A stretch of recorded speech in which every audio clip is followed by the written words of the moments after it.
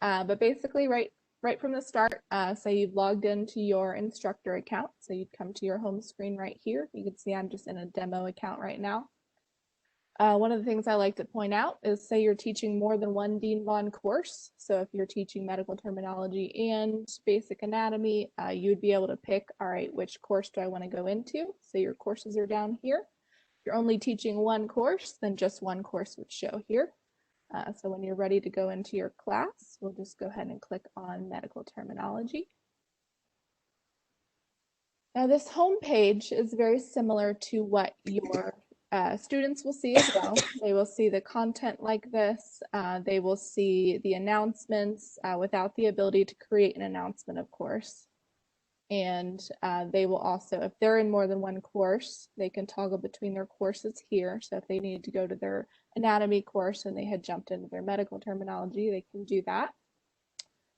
As well as they're also able to see this calendar tool without the ability to create an event.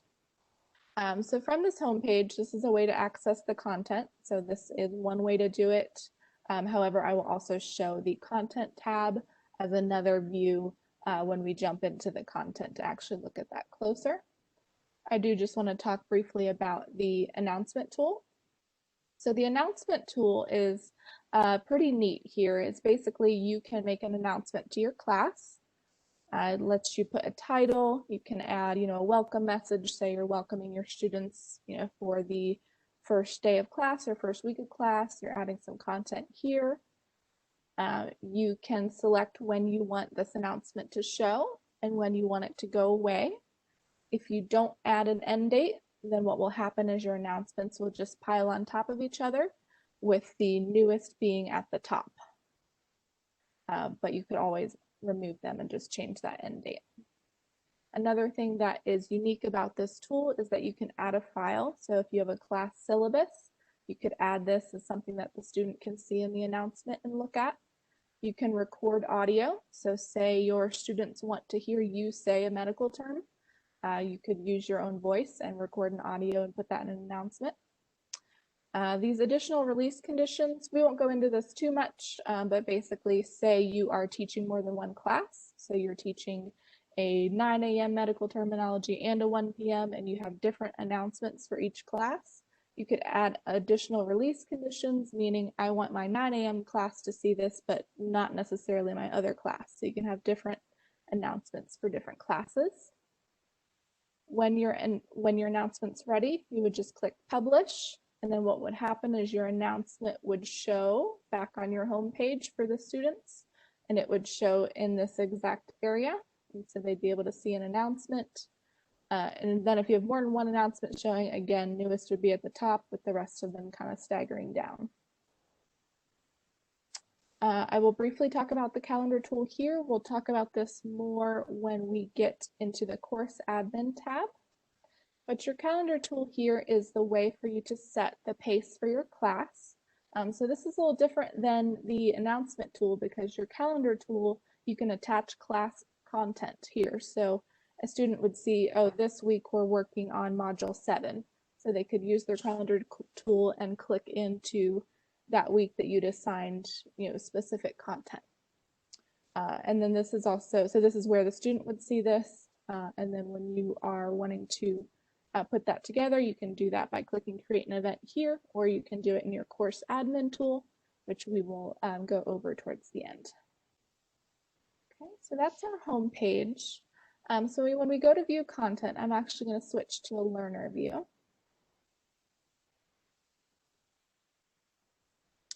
Okay, so we're going to go to our content tab here. Right off the bat, I'll point out that your students have this tool, which is basically works as a bookmark. So say they left off in module 4 at a certain section. Next time they come back on, this will track the last place they were, and so they could just click continue and go right back to what they had last been on. The overall modules, they could just click launch and that will take them into another view to view all the content, but I'm going to go into module 9, which is one of my favorites. So Module 9, this is just a little intro message for it, and then we do recommend that you and the students navigate the lessons by using these arrows because that does keep everything in order. So let me click into a video here, but we won't play it. What you can expect with these videos, they are fresher content. These videos were redone a few years back, so they're not the same DVD content that some of you might be familiar with. These are much fresher. You can do closed captions, so there's captions that the students can use, and they can also blow this up to full screen to see it in a larger video. All of these videos are more bite-sized, so I think our longest video might be 10 minutes, but for the most part, all these videos are much more bite-sized content, and they all have an associated interactive with them. So going right here, this is just an example of one type of interactive. So it's asking for an answer, and this one's going to associate with that video. So I think this one is cranial. We'll click check, and it was. So they can do these little activities after each video that just has them engaged with the material. We have a variety of different ones. We have interactive slideshows, we have drag and drops, flashcards, so all sorts of different interactives in here. This is an example of one of our drag and drops. So just a little tool like that. And what they can do is check their answers. I think my mouse might be dying. All right, swap over here. So we'll just click check, and they can see their responses here. Okay. All right, so that's just an example of jumping into the modules. Addressing more of the content, we do have our quiz folders. Now, one thing to note here with the quizzes is that they are all multiple choice and fill in the blank, mostly multiple choice though. This program does view quizzes as learning tools. So the default is that all quizzes have unlimited attempts, but there is a way for you to change that, and we'll go over that in the course admin tab as well. But the default setting of the course is unlimited attempts so that the students can use this as a learning tool. I will jump into one of them just to show you what to expect.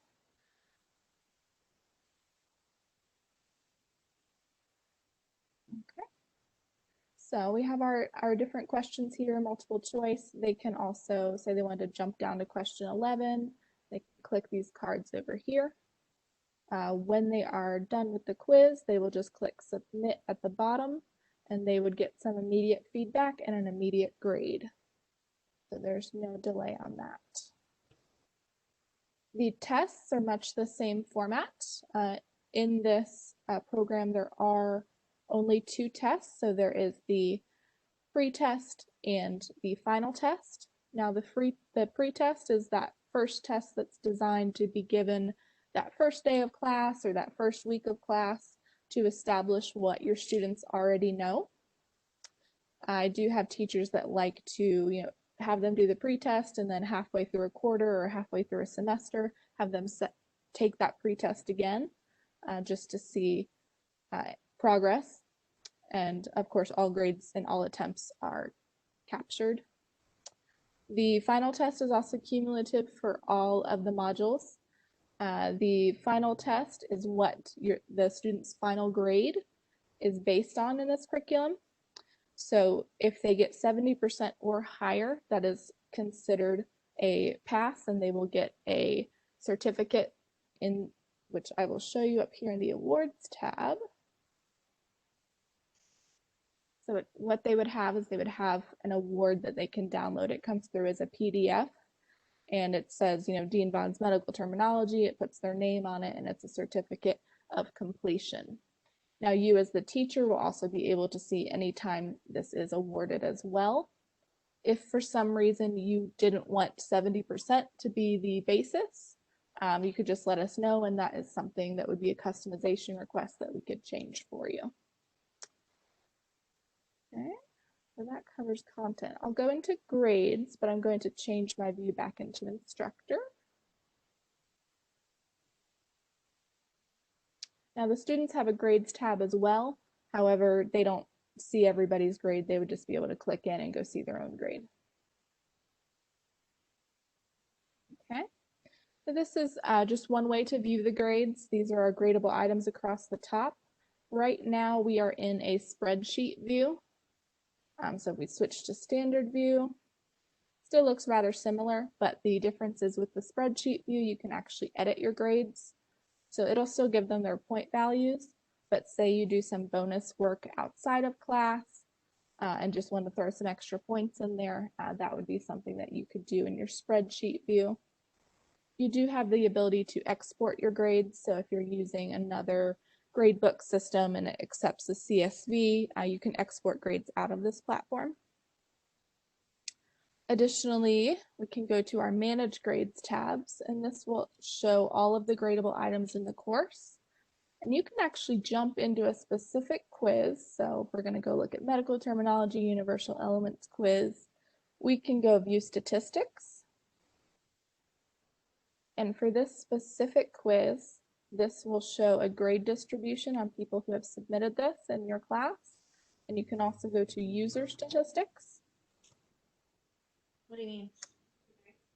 Oh, And what are you having? I think we've got some feedback. I'll just have a sip or two of yours. Okay.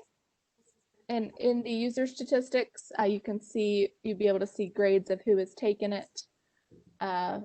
And these being your students here, and that's for that specific quiz.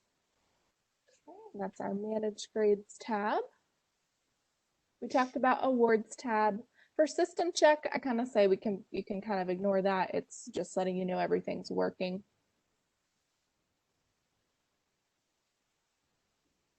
Now, this is my favorite tab, the Class Progress tab, or as I like to call it, it's the Big Brother tab. So what this is this is a really important resource when you're doing online education. What this will show you is when your students have logged in, how long they've logged in for, what content they accessed during that session, grades they received during that session. So really it's a full documentation of how active your students are being in the course. So they don't really get away with much when you track it. We actually encourage teachers to go ahead and let their students know that this is there, that you're able to see when they access. Okay, one moment.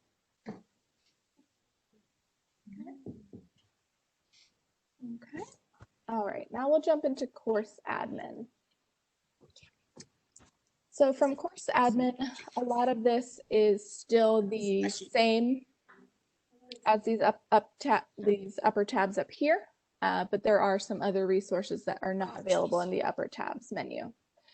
So I'll talk about learner management first. Now I won't do a deep dive into enrollment because there are step-by-step guides for you to help you with enrollment, and that's going to be more of something for you to use when you're doing enrollment. But I will talk about sections. So sections is what this platform calls your classes. So when you are managing a section or adding a section, what you are doing is you're adding a class.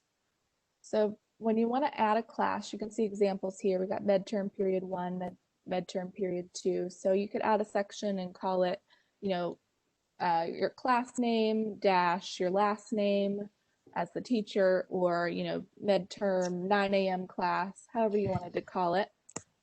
You would also add a section code, and this section code is going to be important to remember for when you are doing any sort of bulk enrollment. So you would just add a section code up here, just something brief. You can add a description for your class if it helps you in any way, and then you just click add, and then you would have a class added. It is important to go ahead and add your sections before you enroll your students. So you want to create your classes and then you can enroll your students. We'll go back to course admin and I'll talk about class list. Now this is when we're actually looking at enrollment. So right off the bat, there are two different ways to enroll your students. You can create and enroll a new user, which would just be one at a time, or you can import users from a file on your computer. Now, when you do the import, that is using a CSV or text file, but create and enroll a new user, I'll go ahead and click on that to show you guys what it looks like. So what this is asking for is just your basic student information, first, last name, email. Now the email is going to be something I want to point out is you want to make sure you have a valid email for your student because that is used in case they ever need to reset their password. Now this role section is we're defining, okay, is this person another instructor for Dean Bond or are they a learner? So when you select a student's role, you want to always put Dean Bond learner. You can see these numbers back here. This is your org unit ID, and every single one of you will have this in your course experience, and it would be something that would show after your Dean Bond instructor role, and you'd have that number. So that is your org unit ID. And so when you're adding a Dean Bond learner, you would add the Dean Bond learner drop-down option with the number there.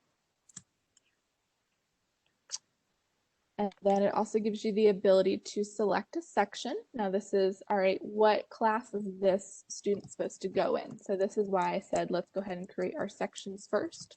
So you can then select, all right, which one is this going into? Other options, you can force a password change on login. So basically when the student first goes to log in, they can go ahead and change their password to something they want it to be. You can also make sure they get an enrollment email. So when you add them to the platform, they will get a welcome email that sends them the link on where to log in, and it provides them with their username and, of course, any sort of class title. So it just lets them know that they've been added and they have access. So I'll click cancel. And then right away, that student would show in here. The other way is the importing from a CSV, and it does it gives you a little blurb on what's needed. So you have your file format. So it's asking for these fields across the top for a CSV or text file. One thing I like to point out, definitely make sure you have your student emails in there for any password resets that might need to happen. And then this section part here is actually going to be referring to your section code. So when you are putting which class or section you want your student to go into, you're just adding that down the document. And then that role is that Dean Bond learner with your org unit ID after it. But again, don't stress about remembering all of this because this is in a step-by-step guide for you as well. Just like in the other one, you can also send an enrollment email when you add this file. So you can just select to send an email. Other things you can do here as an instructor, you can email your whole class list. So if you have everybody listed here, you select your section and you want an email to go out to everybody, the platform does automatically BCC everybody so they can't see their emails. So if you ever just want to email your whole class, you can do that through here. You can also say someone said, hey, I forgot my password and I don't know how to reset it. They can from login say forgot password, but say they just didn't get that. You can also send a reset password prompt. So email password reset link, and that student would receive that.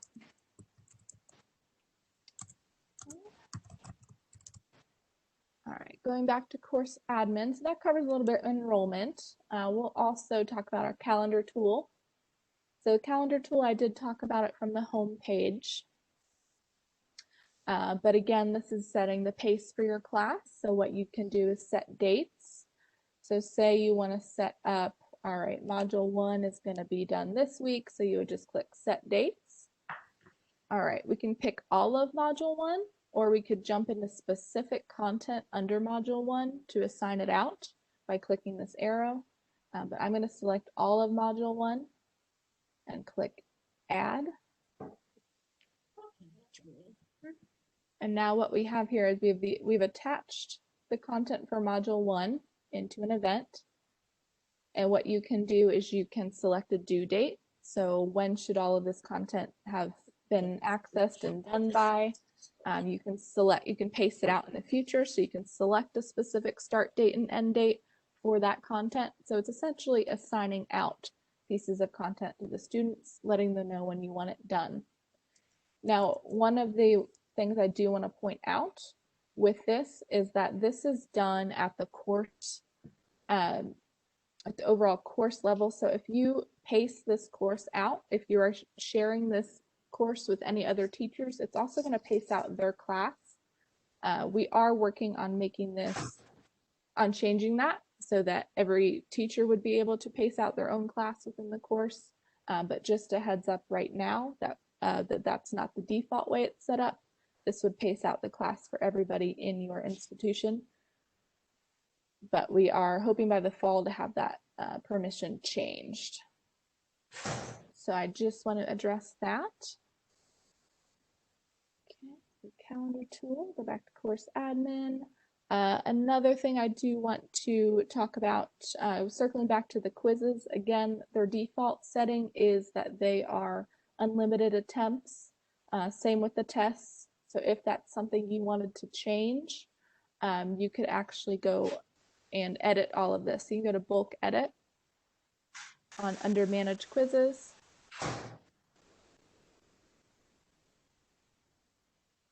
Oh, you just have to select everything. There we go. And what you can do is you can change it over here. So you can select how many times you want them to be able to access each individual quiz. So you can change your attempts off here to the side. And again, that is something that would apply not at the class level, but at your course level. So any other teachers that are attached to your institution would have that adjust as well. So you'd want to make sure you all are on the same page. If there's anything else in course admin. Okay. Nope. That is pretty much the whole walk